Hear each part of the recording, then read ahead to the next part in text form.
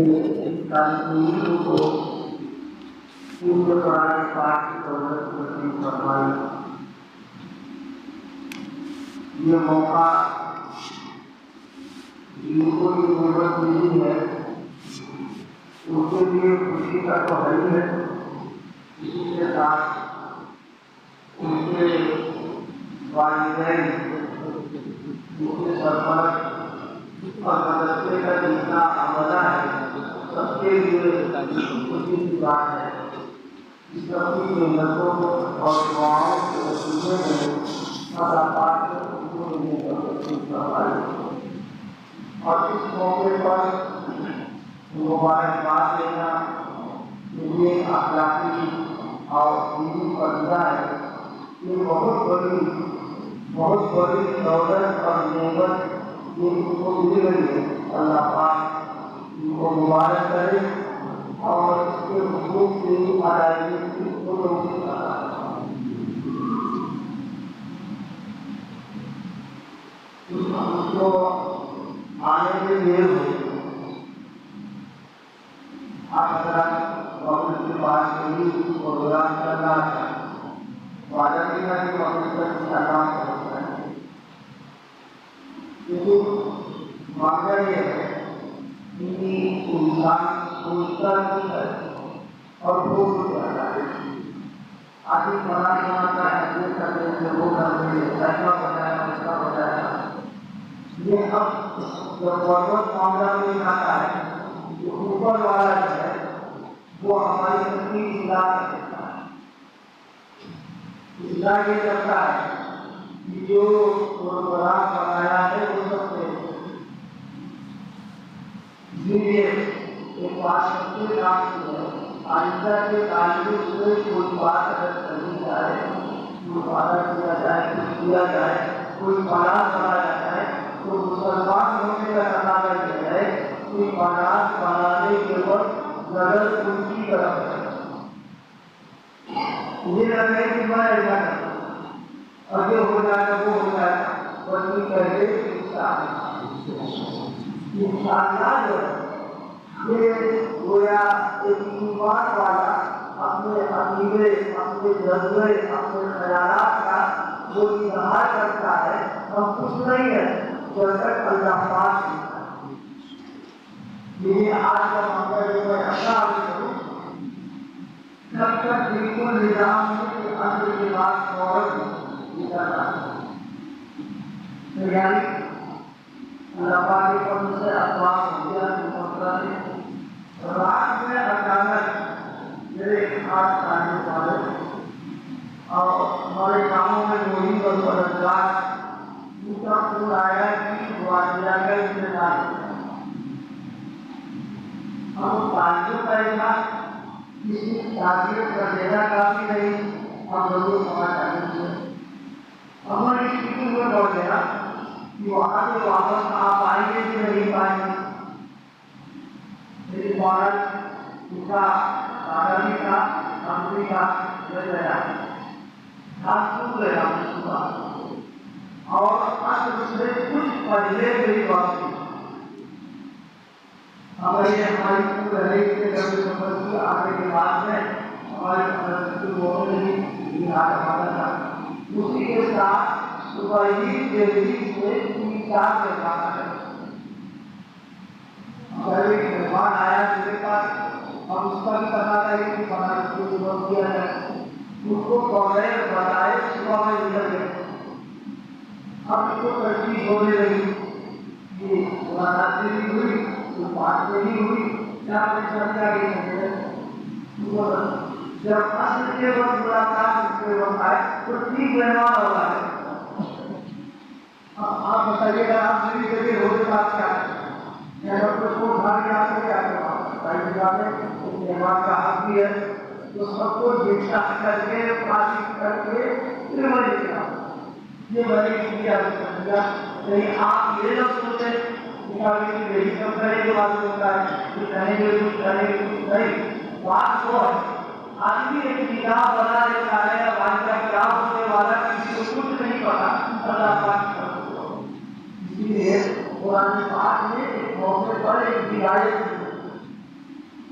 حضرت نبی کریم صلی اللہ علیہ وسلم سے کچھ سوالات کیے گئے، جبکہ سوالات کروائے گئے اور مسئلہ یہ تھا کہ آپ کا علم کتنا ہے، آپ کی معلومات کتنی ہے، اللہ پاک سے آپ کا رابطہ کیسا ہے، ہارٹ لائن صحیح فٹ ہے کہ نہیں ہے، بڑی آ رہی کہ نہیں آ رہی، ان سب چیزوں کو معلوم کرنے کے لیے سوال کرتے ہیں۔ آپ نے ان سوالات کو سننے کے بعد روایت کا جواب دیکھیے، نبی ہے، پیغمبر ہے، رسول ہے، نہیں بلکہ سید الانبیاء، خاتم النبیین ہے اور اللہ پاک کے چہیتے، پوری کائنات آپ کے صدقے میں اللہ پاک سے پیدا کی۔ یہ روایت ہے کہ اگر ان کو پیدا کرنا مضمون نہ ہوتا تو میں جنت پیدا کرتا، میں جہنم پیدا کرتا، اور میں جنت و جہنم والوں کو پیدا کرتا، سب کا وجود رسول پاک صلی اللہ علیہ وسلم۔ اور پھر پیغمبر کا ایمان اور عقیدہ ہم لوگوں جیسا ہوتا ہے نہیں، اس کا ایمان، یقین اور عقیدہ پہاڑ کے برابر ہوتا ہے، اور اللہ پر اعتماد، اللہ پر توکل، اللہ پر بھروسہ، پوری دنیا کا اللہ پر جو توکل ہے اس کو ترازو کے ایک پلے میں اور پیغمبر کے توکل کو ترازو کے ایک پلے میں رکھا جائے، کائنات کا توکل اس کے پسندے کے برابر ہی نہیں ہو۔ آپ نے فرمایا کا جواب دیجیے، جو لوگ پوچھنے آ رہے ہیں ٹھیک ہے آج بتا دیجیے، اور یہ تو ہم لوگوں کو کیا ہوتا ہی رہتا ہے، ہمارے یہاں دارالفتہ میں سوالات آتے ہیں تو ہم لوگ مفتی بات کر دیتے بھائی دیکھو 2 روز کے بعد اس کا جواب ہے۔ حالانکہ بات ہوتا ہے مسئلہ بہت آسان ہوتا ہے، بہت سہل ہوتا ہے، اس کو دیکھ کر کے بتا بھی سکتے ہیں کہ یہاں ہے کہ گورنمنٹ جواب نہیں دینا چاہتا، یہاں ورما کی تصویر کرنا ہے، یہ ان کے کام کی بات کر رہے ہیں۔ بڑوں کا عمل اور بڑوں کا معمول یہ رہا ہے کہ جواب دینے میں جلدی نہیں کرتے، بلکہ جواب سن لیا پھر اطمینان کے ساتھ اس کا جواب دے۔ جلد بازی میں معاملہ یہ ہو جاتا ہے کہ جو بات پوری کرنا تھی وہ نہیں ہو پائی، معاملہ جیسا کرنا تھا ویسا نہیں ہو پایا۔ ہم جیسے سلسلے کے دادا کی حبیب الامت حضرت مولانا شاہ شرف علی صاحب خانی نمبر اللہ کا ایک واقعہ بڑا عجیب پیش ہے کہ صاحب حضرت سے سوال کرنے کے لیے آئے اور باقاعدہ لکھ کر کے جائے، حضرت نے اپنے معمول کے خلاف جواب صورت لکھ کر کے اس کو دے معمول نہیں تھا دیا، جو چلا گیا۔ اب جانے کے بعد حضرت کے دل میں ایک دم کھٹک ہوئی کہ بات پوری نہیں ہوئی، اس میں کچھ کمی رہی، لیکن وہ باہر کا آدمی دیہات کا نوالے جانے والا ضرورت والا، اب اس کو کیسے لگا دیا اور کیسے اس کو بلائے، پھر اسی کی جواب کرنا نہیں پایا۔ ہوا یہ اب حضرت کی کھٹک اللہ سے دعا مانگی کہ اللہ مطلب آپ ہی کا مولا آپ واپس فرمانے تاکہ جواب مکمل ہو جائے۔ تھوڑی دیر سے دیکھا کہ وہ اس کو واپس آ رہا، حضرت جیسی دیکھا حضرت خوش ہو گئے، انتظام کر کے آیا میں دعا ہے کہا حضرت اس میں آپ نے مہر کو لگائی نہیں، مہر کو لگا نہیں دیا۔ یہ دارالفتہ کا اصول ہوتا ہے کہ کوئی جواب لکھا جائے گا تو مفتی باقاعدہ اس پر مہر لگاتا ہے، ہاں مہر لگا دیجیے پر حضرت نے فرمایا مہر بات میں لگی جلدی جاؤ اس کو غلط کیا۔ یہ میں اس پر عرض کر رہا ہے اللہ کے پیغمبر نے فرمایا کر جواب وہ لوگ چلے گئے، نل کا دن آ گیا، کوئی وزیر نہیں آ رہی ہے، وزیر دلی تشریف نہیں آئے، کوئی جواب نہیں آیا۔ پیغمبر اللہ نے رسول پاک صلی اللہ علیہ وسلم کے سلسلے میں فرمایا وَمَا يَنطِقُ عَنِ الْهَوَىٰ إِنْ هُوَ إِلَّا وَحْيٌ يُوحَىٰ۔ یہ پیغمبر اپنی طرف سے کچھ نہیں کہتے، جو وحی آتی ہے اس کو بتاتے ہیں۔ جواب آیا نہیں، تقریباً 10-15 دن تک ایک دم سلسلہ ہوتا ہے۔ اب جو لوگ پچھلے والے کو جو موقع دے گیا جو کہانی وہی آتی اور وہیں تک آنے لگ گیا اور آپ کے پاس پیغام آتا ہے وہ تو آ ہی نہیں گا، رسول پاک صلی اللہ علیہ وسلم کو کوئی پڑھنا یہی کو تربیت ہو رہی ہے اور نبی ہو گئے اور وہی نہیں آ رہی۔ 15 دن کے بعد حضرت جبریل علیہ السلام آئے اور آنے کے بعد ایک بڑے کام کی بات قیامت تک کے جو علماء مکیان کرام دین کا کام کرنے والے اور مومنین کے لیے فرمایا لا تقولن لشیء انی فاعل ذلک غدا الا ان یشاء۔ اے پیغمبر وہ ذہن میں رکھیے آئندہ کل کے بارے میں اگر کوئی بات آپ کہیں تو انشاءاللہ کہہ لیا کیجیے آپ کہ اللہ چاہے گا تو جواب مل جائے گا اور نہیں چاہے گا تو جواب نہیں دی، اور آپ نے انشاءاللہ نہیں کہا۔ کیا مطلب؟ یعنی کیا وحی کا مزہ لینا یہ آپ کے پسے کی بات، یہ آپ کے اختیار تو میری چیز ہے، ہم چاہیں گے تو بھیجیں گے، نہیں چاہیں گے تو نہیں بھیجیں گے۔ اس بنیاد پر آپ مجھے کہنا چاہیے تھا کہ انشاءاللہ۔ یہ بڑے اس پر جھوٹ کی بات نہیں، یہ حالات کا پریشانی ہے، واقعات کوئی نہیں بتا سکتا۔ اس بنیاد پر ایک بات یاد رکھیے کہ جب سے تعلق سے نظر کہنا ہے تو اس گفتگو میں مومن اپنے ایمان کا مظاہرہ کرے اور کہے کہ انشاءاللہ اللہ چاہے گا تو ہم کریں گے۔ دیکھیے اس وقت قرآن پاک کی تقریر ہوئی، میں صرف ایک بات عرض کروں آپ کو سمجھانے کے لیے۔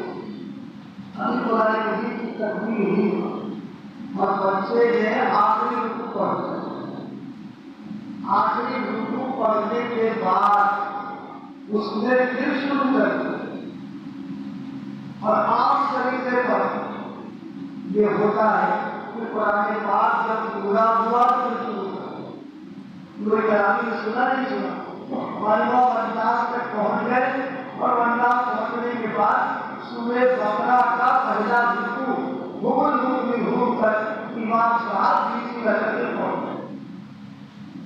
اور پوری امت کا عمل ہے اس کے اوپر کہ ہر امتی جب بھی قرآن مجید کو ختم کرے گا، مکمل کرے گا تو اس کو وہ شروع بھی کرے گا۔ ایسا کیوں؟ حالانکہ قرآن پاک سے پہلے اور بھی کتابیں دنیا میں آئی ہیں، توریت ہے، زبور ہے، انجیل ہے، کسی کے سلسلے میں نہیں ملتا ہے کہ اس کو ختم کیا پھر شروع کر دیا، پھر صرف قرآن مجید کی خصوصیت ہے، ادھر اس کو مکمل کیا پھر اس کو شروع کر دیا۔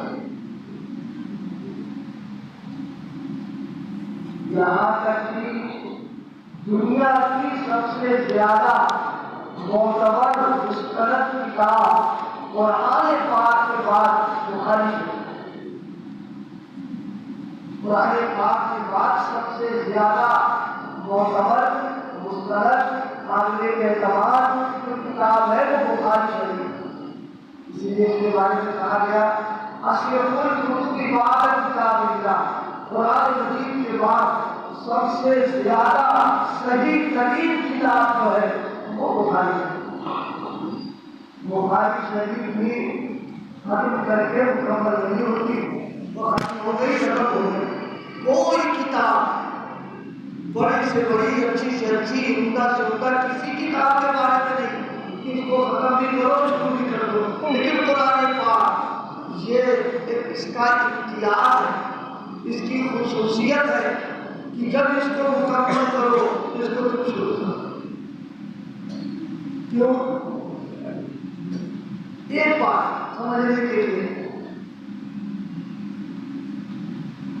قرآن پاک اللہ کی کتاب ہے. اللہ پاک نے قرآن پاک کو ہدایت کا اور انسانیت کا، صحیح راستے کا، صراط مستقیم کا اس کو سرچشمہ بنایا ہے. قرآن پاک یہ وہ کتاب ہے کہ جب قرآن سے کوئی تعلق اپنا پیدا کرتا ہے وہ ابلیس کو سب سے زیادہ تکلیف ہوتا ہے، سب سے زیادہ. یہ قرآن سے جڑ ہے. اسی لیے جو لوگ دین پر علم حاصل کرتے ہیں، قرآن پاک پڑھتے ہیں، حدیث پڑھتے ہیں، فقہ پڑھتے ہیں، تفسیر پڑھتے ہیں، حدیث کے مسئلہ ہو جاتا ہے تو ابلیس بالکل بے چین ہو جاتا ہے، تڑپ جاتا ہے کہ میرے ہاتھ سے چلا گیا.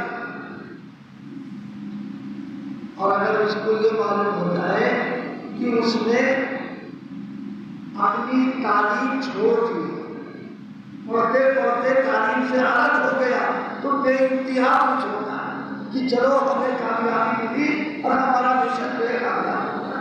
یہ قرآن سے شروع ہوتا ہے. بعض روایات میں فرمایا گیا کہ صبح کو شیطان ابلیس اپنی ذریت، اپنے چہرے چاپڑ، اپنے کام کرنے والوں کو بھیج دیتا ہے، جا کام کرو. اور شام کو جب کارگزاری سننے کا مسئلہ آتا ہے تو سب آ کر کے اس کو بتاتے ہیں میں نے یہ کیا، میں نے وہ کیا، میں نے وہ کیا. اگر وہ یہ کہتا کہ فلاں کو مدرسے سے دور کر دیا، تعلیم اس کو ہٹا دیا، خوش ہو کر کے اس کو چنتا دیتا ہے کہ ہاں تم نے کارنامہ اچھا کیا. جب قرآن مجید کا ذکر کرنے والا، نازلہ کرنے والا قرآن پاک کو مکمل کر دیتا ہے تو ابلیس سے ہوتا ہے. سب سے زیادہ اس کو جو تکلیف ہے وہ قرآن پاک سے ہے. اس کے نہیں کہ امت کا رشتہ قرآن سے اگر جڑا رہے گا، امت قرآن سے لگی رہے گی، قرآن سے وابستہ رہے گی تو پھر اس کو بہکانے کا کوئی معاملہ نہیں. اس لیے کہ قرآن اور حدیث یہ دونوں بنیادیں اس آدمی کا تعلق ان سے مضبوط ہوتا ہے، اس کا دین مضبوط ہے، اس کا اللہ سے رشتہ مضبوط ہے، رسول پاک سے تعلق اس کا مضبوط ہے. اس کی زندگی دینی رہے گی اگر ان دونوں چیزوں کے ساتھ جڑا. آپ تھوڑا سا غور کرو، آپ بچے لوگ بیٹھے ہوئے ہیں ماشاء اللہ، بہت بڑے محمد اور باقی لڑتے تعلیم پڑھتے ذکر کرتے تلاوت روزے رکھتے، کسی بھی عبادت میں اعوذ باللہ من الشیطان الرجیم پڑھنے کا حکم نہیں. روزہ رکھتے ہیں تو کیا روزہ رکھنے میں اعوذ باللہ پڑھتا بھی نہیں پڑھتا؟ حج کرتے جاتے تو حج کرنے میں سب سے پہلا کام اعوذ باللہ من الشیطان نہیں پڑھتا. حج میں جو احرام باندھ دیا، تلبیہ پڑھ لیا اور ان کا نہیں پڑھتا. اگر ذکر کرتے اور باللہ کو نہیں پڑھتا وہاں پڑھے، اور زکات دیتے تو زکات بھی اعوذ باللہ کو نہیں پڑھتا. اگر کہیں زکات دینے والا زکات دیتے وقت اعوذ باللہ پڑھ لے وہ جھنڈا لے کے کھڑا ہوتا ہے تو بہت تو ہم کو شیطان سمجھ رہا ہے سے بات پڑھ لے اور اس بنا کا حکم نہیں ہے، لیکن قرآن جب پڑھا جائے گا تو فرمائے کہ وہ بندہ ارے کرتے نہیں کرتے کیوں؟ سب سے زیادہ معاملہ قرآن کے سرکاریوں سے جو معاملے کا، عداوت کا، دشمنی کا، یہ شیطان ہے۔ اس لیے فرمایا کہ جب قرآن پڑھو تو میری پناہ میں آ جاؤ، یہ شیطان جو ہے یہ رستے نہیں آ رہے۔ اب جب حافظ صاحب نے قرآن پورا کر دیا اور مقام پر پہنچ گئے یا ناظر خان نے وضاحت کر دیا وہاں پر پہنچ گئے تو ابلیس خوش ہوتا ہے کہ چلو اب یہ سلسلہ ختم ہے، چھٹی ملی۔ اب ایک آدمی ہے کب ہوا بس پڑھنے والا ختم کر کے جب شروع کر دیتا ہے تو ابلیس کو پیغام دیتا ہے تیرا مشن کامیاب ہونے نہیں دیں گے، ہم پوری زندگی پورا کریں گے پھر شروع کریں گے، ختم کریں گے پھر شروع کریں گے۔ قرآن سے ہمارا کوئی ایسا تعلق نہیں ہے کہ پورا کرنے کے بعد اس کو جزدان میں لپیٹ کر اس کو الماری کی ہم زینت بنا دیں، بلکہ شروع کر کے پھر سلسلہ چلائیں۔ تو سمجھ بات آ گئی کہ نہیں آ گئی؟ اس لیے جب قرآن مکمل ہو فوراً شروع کیجیے اور مفلحون تک پڑھ کر کے گویا اس بات کا عملاً اعلان کر دیجیے کہ ہم مکمل کر کے ہم پھر شروع کر رہے ہیں اور مرتے دم تک یہی سلسلہ رکھیں گے انشاءاللہ۔ قرآن مجید کی نعمت بہت بڑی نعمت ہے، بہت بڑی نعمت ہے۔ آپ غور کیجیے کوئی قرآن پاک پڑھتا ہے تو کئی عبادتوں کا کئی عبادتوں کا کبھی ہم نے اس پر غور ہی نہیں کیا۔ اور سب سے عجیب بات یہ تلاوت قرآن اتنی بڑی نعمت اللہ پاک نے فرشتوں کو یہ نعمت عطا نہیں فرمائی ہے، یہ نعمت اللہ پاک نے محمد رسول اللہ کے غلاموں کو عطا فرمائی۔ حالانکہ فرشتے ایک اعتبار سے دیکھا جائے روحانی مخلوق ہے، وہ گناہ نہیں کرتے، وہ معصوم ہیں، اللہ کی طاعت و عبادت میں لگے رہتے ہیں، اللہ کی یاد میں مشغول رہتے ہیں، تو ان کو یہ موقع ملنا چاہیے۔ لیکن اللہ پاک نے اپنے کلام کی تلاوت کی توفیق اگر عطا فرمائی ہے تو یہ مسلمانوں کو، حضور کے غلاموں کو عطا فرمائی۔ اور پھر جب آدمی تلاوت کرتا ہے تو کئی عبادتوں کا ثواب ملتا ہے۔ وہ کیا؟ جب تلاوت قرآن کے لیے ہم نے قرآن کھولا تو آنکھیں بھی عبادت میں مشغول، زبان بھی عبادت میں مشغول، کان بھی عبادت میں مشغول، دل بھی عبادت میں مشغول، دماغ بھی عبادت میں مشغول، اور یہ ہمارے ہاتھ بھی عبادت میں مشغول، اور جسم بھی عبادت میں مشغول ہوتا ہے۔ تو اس طریقے سے جب ہم قرآن مجید کو کھول کر کے بیٹھتے ہیں تو آنکھیں قرآن کو دیکھتی ہے کہ نہیں؟ یہ گویا آنکھیں اللہ کے کلام کی زیارت کرنا، اور اللہ کے کلام کی زیارت کرنا یہ عبادت مستقل کرنا ہے۔ یہ اسی کے ساتھ ہم جب تلاوت کریں گے تو زبان بھی عبادت میں مشغول ہو جائے گی، اور جب تلاوت کریں گے تو کان سنے گا تو کان بھی عبادت کے اندر مشغول ہو گے۔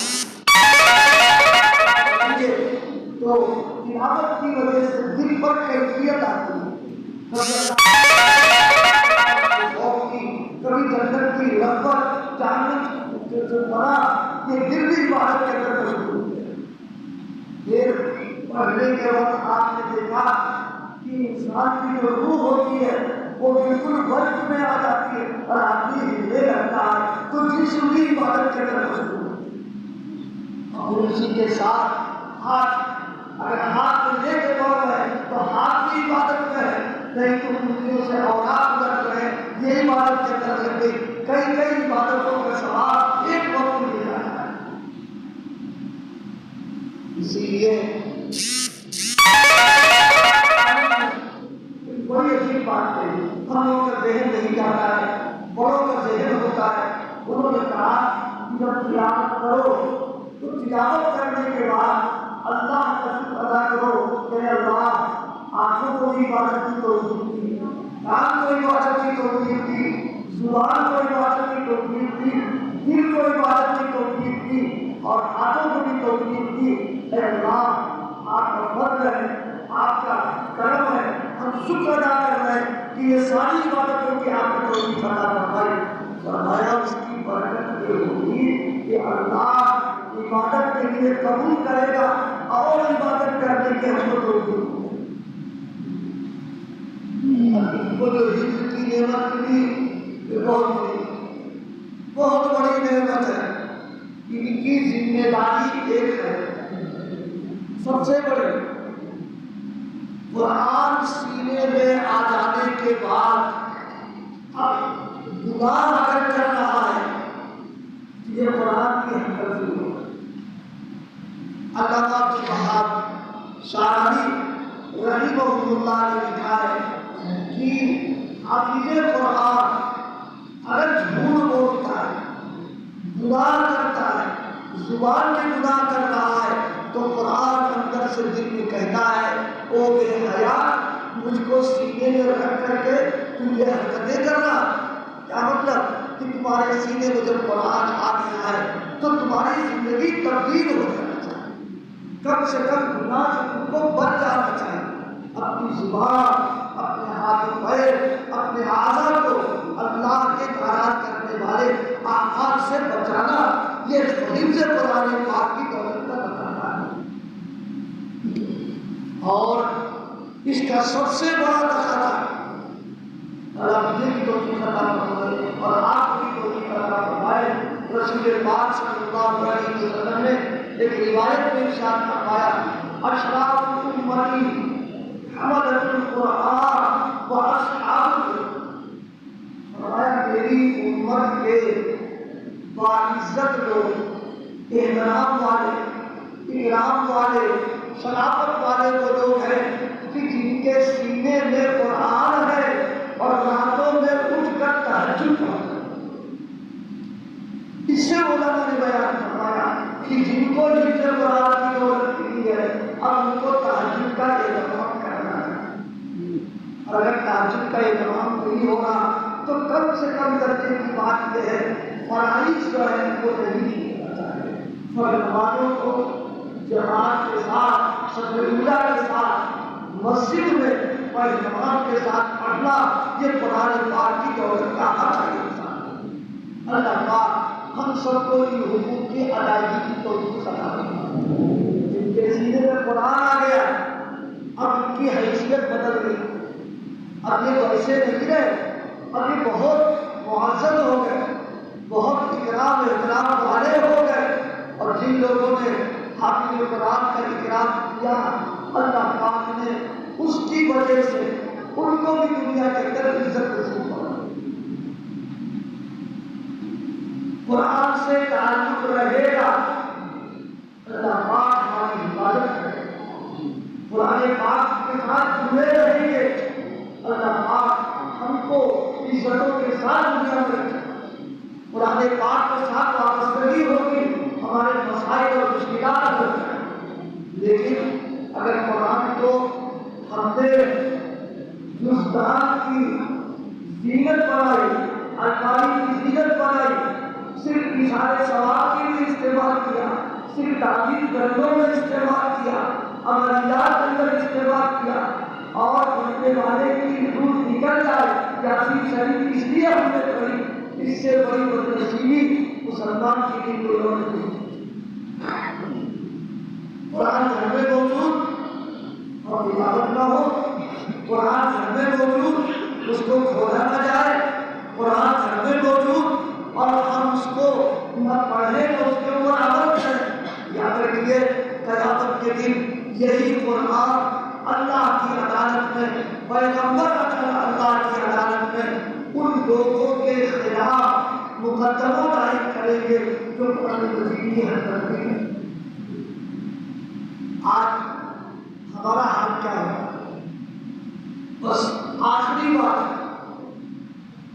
افسوس ہے کہ آج ہمارے ہاتھوں میں قرآن نہیں ہے، ہمارے ہاتھوں سے قرآن لے لیا گیا اور ہمارے ہاتھوں میں موبائل ہے۔ آج ہماری زبانیں تلاوت نہیں کر رہی، آج ہماری زبانوں میں فلمی نغمے اور بےہودہ ہوتے ہوئے، آج ہمارے کانوں میں تلاوت کی آواز نہیں آ رہی ہے، گانوں کی آواز آ رہی ہے، فلمی نغموں کی آواز آ رہی ہے۔ یاد رکھیے یہ سب چیزیں قرآن مجید سے ہم کو دور کرنے والی ہیں اور اس دوری کے نتائج ہمارے اپنے سامنے بالکل آ رہے ہیں۔